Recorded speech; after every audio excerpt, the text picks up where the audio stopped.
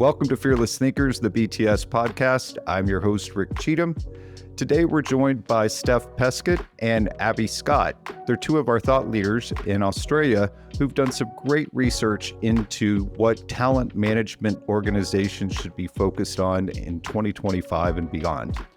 In this first episode, we're going to be looking at trust and power and what it takes to build those things within your organization. And the second one, we're going to focus on human sustainability. So Abby, Steph, welcome to the show. Hey, Rick. Thanks, Rick. So Steph, I'm curious, it's been too long. What's going on in your world? Well, we're just about to head into school holidays out here. So everyone's enjoying a little bit of an autumnal break. Going into a little bit of a holiday, I'm sure is nice to have on the horizon. How about you, Abby? Very similar, Rick. So heading into a holiday next week, my mum is over visiting from the UK. So her first time seeing my new house, and she's out here for 3 weeks. Oh, wow. That's amazing. I'm sure you guys will have a blast. Well, I guess we should probably jump right into it. I am so excited to share with our audience a little bit about the research you've done and what you found could actually move the needle for talent development organizations out there. I guess probably the best place to start is just an overall summary of what you've learned. Absolutely. Well, we were really excited to stop and pause at the end of last year and do a little bit of reflection of what was. And as we came into this year, think about what could be, what is. And we found that there were two principal trends. One is in the area of trust and power with employees in the space of your people strategy and how the felt experience is for people in their organizations. And the second area that we found fascinating that emerged from the work we're doing and the research was around human sustainability. So how we create value for people and go well beyond the realms of things like well-being. Abby was such a key part of this work. So I'm really keen to get her to expand on some of these ideas because there's some really interesting things that she's been sparring with me on around this and with many of our clients actually, right, Abby? Yeah, that's right. That's right. And it's interesting. So, Rick, when we looked at the research, what, are other companies reporting as the trends for 2025, there could have been 20 of them. But we boiled it down to two that we see as really key and prevalent for our clients: trust and power and human sustainability. Yeah, the whole concept of trust is such a challenge, I would think, for organizations, especially right now where things are volatile and so many of us as leaders don't even trust our own judgment. So how are we supposed to trust our organizations? So please kind of go a little deeper into that trust and power category. Yes. In terms of trust, Rick, and you said, how do we trust our organizations? It was interesting to see that statistics on trust during COVID, trust was higher in organizations than it is now. So we're talking about figures of, around 80% during the pandemic down to 69% now of how many employees trust their employer. And it's really interesting, but also, in a sense, really heartbreaking that during the pandemic, during COVID, we tapped into being human and supporting each other. And, all of the things that we did there really enhanced trust between the employee and the employer. And I think it was a two-way thing. People were trusted to work from home and then that trust was returned. But I guess, why haven't we been able to maintain that? What has dropped off since COVID? And interestingly, Rick, another just amazing statistic is that 82% of employees do not trust their manager to tell the truth. Yeah. There's some pretty shocking statistics out there. That's very, very surprising, actually. Well, as we've been speaking to organizations, a lot of them are not surprised by those numbers at all. Perhaps that's the most surprising thing of all. I think people understand that the ideas around trust and power, it feels dislodged right now. Since COVID, there are a lot of policies and approaches within the human capital area that people are pulling back on. People have made big lifestyle choices based on what they believe to be the agreement between them and their employer. And so it's causing a lot of people, I think, to really question, what did I sign up for? And did I sign up for this? And is this sustainable? And so on. And of course, with the advent of AI, there was also some interesting stats where 50% of people actually trust AI more than a HR professional. So that's a phenomenal statistic when we think about what's coming and how disrupted things are, but also how does that feel for people and what's it like? So there's a lot of questions about authority and decision makers being trusted, and that plays through into the talent strategies that organizations therefore adopt and some of the assumptions perhaps that are playing into those talent strategies. So I want to just very quickly understand a little bit more about that last one that you threw out to me around people trusting AI potentially more than they trust their manager. Because on some level, as a leader, I tend to tell people, especially those who are further down in my organization, if you never tell me I'm wrong, you're either lying or not paying attention. So maybe it's because people are like, yeah, she's going to sugarcoat it for me, or he's just going to avoid conflict. Is that why they trust AI more? Or is there something else underneath that you found? Yeah, I mean, I should clarify. They were talking specifically in that 50% stat about HR professionals. So I think it's speaking to our HR professionals to say, what's the story? I don't think it's the practitioner themselves, but I think we've been kind of automating and looking for efficiencies within HR functions for decades, right? So it becomes less and less about the human being who supports you and more about the technology that enables you and the self-service options and things like that. So I think that's simply a reflection of perhaps how the industry has changed rather than the practitioners themselves. But it is definitely that this idea of trust and power is playing straight into some of the talent strategies and causing some questions, I think, to be asked about talent strategies and approaches. And as it kind of relates to that one level, I guess I'd like to go deeper back to the whole conversation around how people were trusting their employees more during and shortly after COVID than today.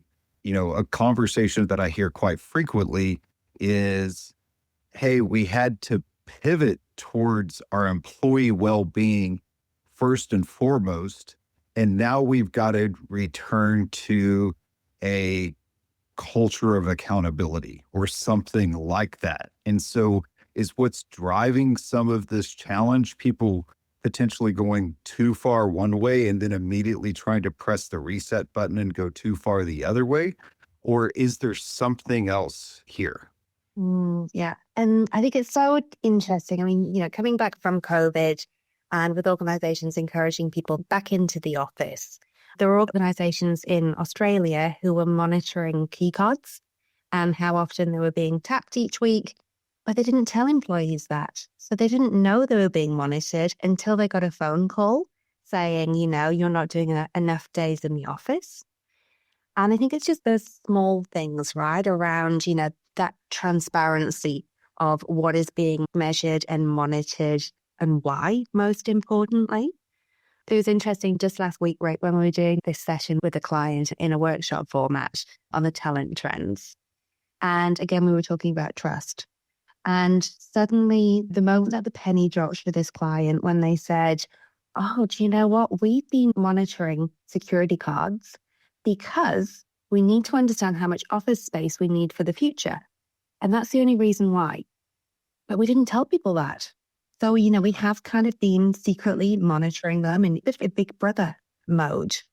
And sometimes the intent, is totally, totally fine, but it's just not communicated to employees. And equally, I think, linking to that when we talk about transparency, we have a lot of conversations with clients around succession planning and identifying talent, identifying potential. And we are in this movement at the moment where people sort of know that needs to become more transparent.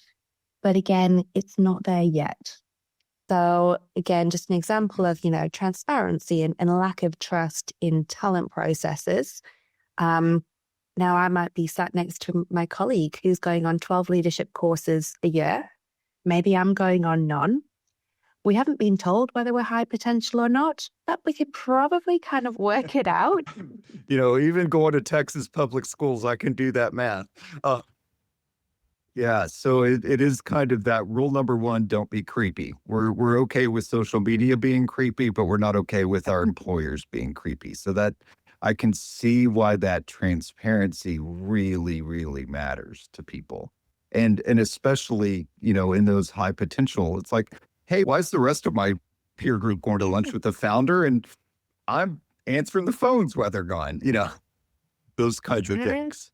It's the whole way up the organization as well, right? At the top of the organization, we were with a client end of last year, wasn't it, Abby? And, they were talking about their sort of disappointment and frustration at the fact that, they have primarily focused their job for the last 5 years on succession at the C-suite, the very top of the organization and next tier below.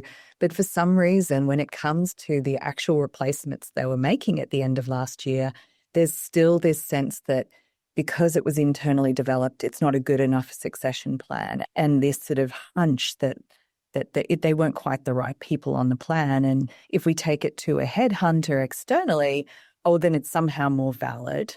And the internal hires that they've been building up towards that really didn't get their day in the sun. And so, yeah, there is a reality there that sort of says, how serious are we when we talk about trusting our internal talent processes, when we talk about succession, and are our executives really trusting the process and putting it on the line? Yeah, it is interesting for 3 consultants to be sitting here talking about how people need to trust their own internal facts and data and people perhaps with an outside view. But I know that that's also part of our own core beliefs that, the wisdom lives in the organization. Totally. And Rick, like I had a career before BTS inside organizations. So I'm a huge proponent to organizations feeling empowered and having the intelligence be in the organization, not by externals. And I think that is so important to give people the space to examine internal and external mindsets that might be holding back the processes that they're trying to drive and the vision they have for their people. So what else should we be thinking about when it comes to this trust and power trend to ensure that we're staying ahead and that we're not, in the case of the client that you spoke about earlier, even by mistake, compromising the trust of our teams? Yeah, great question. I think there's a couple of pieces. I think the first is, when we look at a definition of talent and potential in an organization and the requirements for leadership roles, but both now and in the future, it's okay to be transparent about that. It's okay to tell and share with people what it takes in that organization. It's okay to measure that in an objective way so that it is not just a subjective view of a leader around a person, and whether they're potential or not. Because in measuring it, then everyone is on an equal playing field in terms of whether they might be deemed to be high potential or not. And critically, if you're transparent about it, you're assessing it, it's a two-way process. So that individual also needs to decide, do they want to be in the talent and succession plans of that organization? Is it the right point in their life, both personally and professionally? Does it align to their values? Do they have the aspirations to do the work for what it's going to take to get there? Because again, we hear a lot of stories of the secret identification of potential and talent. And perhaps those individuals don't want to go forward in the organization. They might want to stay there. They might want a lateral move into a different role, but maybe they don't want that progression through to leadership. And finally, Rick, it's okay if talent changes. There is a fear that if I tell somebody that they are potential or talent, what happens in a year's time if they're not? And again, maybe that's okay, but it's about transparency. It's about having the conversation. It's about using the criteria and the assessment to just have a conversation with that individual around whether they are a fit and whether they continue to be, and then how the organizations can support them either way.